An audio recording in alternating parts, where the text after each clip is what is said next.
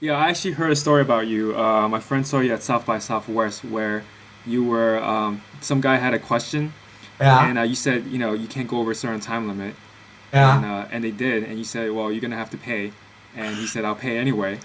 Am I right? This is a true story. Yeah. So what happened was we were running out of time in the Q&A session, and so some guys were like asking these long questions. This, again starts off with, "Well, I'm from Cincinnati, Ohio, and I went to Carnegie Mellon University, and I took this .NET class, and I've always loved your work, and blah blah blah. And I think Apple's a great company, but I'm a Microsoft Windows 7 developer, and and like 50 seconds into this question, he hasn't asked a question yet. So I was running out of time, and I said, "All right, so listen to this." So it happened to be that there was somebody in the audience who was raising funds for, I think, either poor kids or some disaster or something. I said, "All right, so here's the deal. If you want to ask a question, you have to pay $20 because we're going to put some barrier in front of this. And I don't want the $20. You have to give the $20 to that guy over there who's going to, use it in his fund. The whole purpose of the $20 is I want to filter. If you really want to ask a question, you pay $20." And it worked very well. Worked It very well. went very well. Oh, so it was more than one. I'm sorry? So there was more than one question. That more than Yeah, one I person. think I raised about $100 for him that day. Oh, okay, okay. I thought there was only one, but No, no, I don't think so. okay, great. I have some, just general questions I want to ask you. Over your lifetime of being an entrepreneur, what's been your biggest success and what did you learn from it? Oh, some of my biggest successes has been as an advisor and an investor, not as an entrepreneur myself. I don't consider myself particularly successful as an entrepreneur in the sense that I built an Apple or a Microsoft or a Cisco or a Yahoo. Uh, I've hit a bunch of singles, no real home runs. I've been an investor in some companies you would have never heard of that, and I made significant money just by luck and the sheer honor of Steve Case. I made millions of dollars, and so I don't know. I've been a very fortunate guy. Maybe not as fortunate as some of these billionaires, but I've been plenty fortunate. Okay.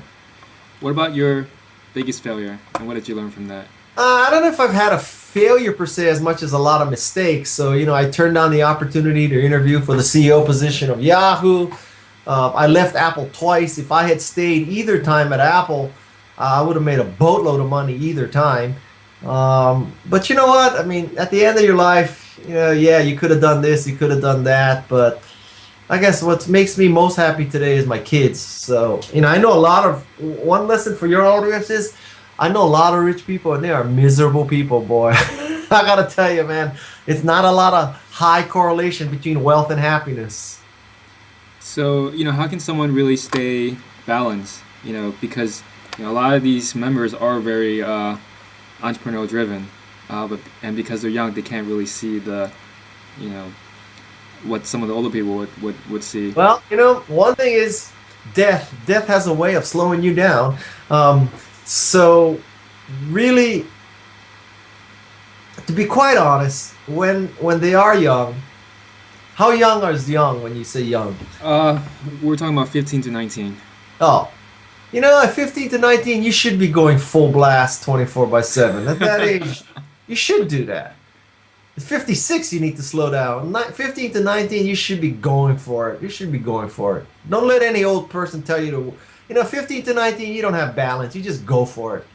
Balance comes later. It'll come. Don't worry. Sounds good. Sounds good. And then another question I get asked a lot is, how do they find mentors? I know you mentioned that Hmm. you yourself are not a good mentor No. from an interview with Mixed Energy, but I'm sure you have mentors. Uh, How did you find your mentor, and did you use any enchantment on them? uh, I found my mentors from places that I worked. So I was already working there, and I had contact that way. A lot of people think that finding a mentor is like finding a date, and this is where the dating analogy breaks down. I think a mentor is something that starts off as an acquaintance, becomes, a friend, and it may take months or even years to find a mentor. The concept that, you know, you heard Guy Kawasaki speak and you liked his ideas, so you go up to him after the speech and say, "Would you mentor me?" That's like going up to a woman in a bar saying, you know, "What's your horoscope sign?" I mean, that just ain't gonna work. That's a good Because one. frankly, anybody who you would want as a mentor probably doesn't have time to mentor you. And so, you know, it takes a long relationship. So the question becomes, you know, how do you get this long relationship? And the answer is, you have to plant a lot of seeds. You have to work a lot of places. You have to, but I will tell you something, that, you know, mentorship is great and it can save you some issues and problems and all that. But fundamentally, you are responsible for your own success. And if you think that, you know, you cannot be successful without a mentor, then you probably won't be successful anyway.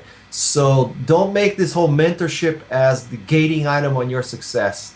At the end of the day, you have to just keep trying stuff, and you have to get the crap beat out of you, and you have to keep coming back, and that's just the way it works. Sounds good. You heard that straight from Guy Kawasaki, who is not a mentor, by the way. No. Except But at maybe least to I his know. kids. You know, just what about some lasting, you know, just some lasting advice, you know, general advice to young entrepreneurs? Well, you know, two pieces of advice. One is, whenever you make your financial projections, do it from the bottom up, not the top down. And so most entrepreneurs, they do a top down thing. You know, they say, well, there's 300 million Americans, 1 in 4 owns a dog. At 75 million dogs, each dog eats 2 cans of dog food per day. At 75 million Americans times 2 is 150 million cans of dog food. You know, how hard could it be to get 1% of that? So that's 1.5 million cans of dog food per day. I make $1 per can. I'm making $1.5 million per day. Now, dogs eat 365 days a year. They don't take the weekend off. So 365 times 1.5, that's 500 million bucks. You're not gonna make 500 million bucks in the first year, and that's conservatively speaking. And you know, entrepreneurs do that all the time. And the fact remains that, you know, they cannot get to 75 million dog owners. They can get to maybe, I don't know, 75,000 dog owners. And 1% of those people will maybe buy from you. And so, you know, you're thinking you're going to do 1.5 million cans of dog food per day. You end up doing 1,500 cans of dog food per day, and you're always off by orders of magnitude. So that's one piece of advice. Start from the bottom. You know, how many people can you really reach, not the total addressable market.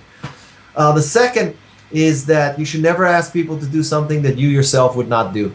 So if you wouldn't fill out this captcha form, don't expect people to fill out a captcha form. And if you wouldn't give a Visa card number just to create a free account, then don't ask customers to create a free account by giving a Visa card number.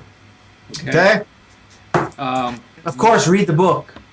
I have one last thing, and it's sort of like what this whole interview is about, right? You know, the book is about enchantment, right? Right. And so my final question is, you know, on a scale of 1 to 10, based on the principles in your book, how enchanting was I in this interview? 12. 12, okay. So people can learn from it, you know? People are watching this interview. All righty. All right. Thanks, Guy. Thank you. Thank you. Good luck to you and all your readers and listeners and viewers. I hope they kick butt and change the world. They will. And, you know, thank you for doing this interview. Bye-bye. All right, bye.